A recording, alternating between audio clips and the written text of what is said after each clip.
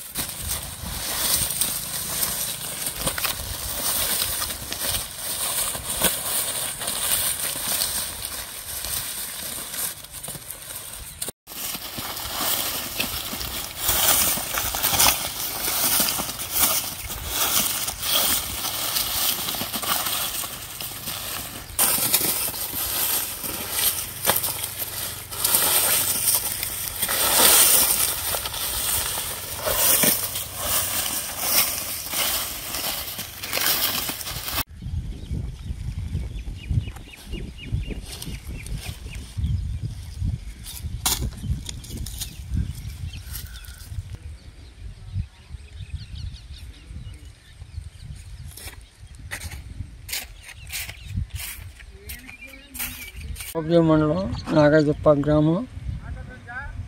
నా పేరు యార్లగడ్డ బసవపూర్ణయ్య. నేను 3 ఎకరాలు 3 బాధికి కౌలు తీసుకుని పండిస్తున్నాను. ఈ మొక్కజొన్న వేసాను. మొక్కజొన్న మొత్తం పాడైపోయింది. మొత్తం ఇదే పరిస్థితి. మీరు ఏమన్నా దయచేసి ఏమన్నా ₹1 వచ్చింది ఏమి లేదు. ఇందుతో మొత్తం అంతా నేను చేసి పెట్టుకుంటున్నాను. ఇప్పుడు ఇది మీరు దయచేసి ఏమైనా ఇప్పించవలసిందిగా కోరుతున్నాను.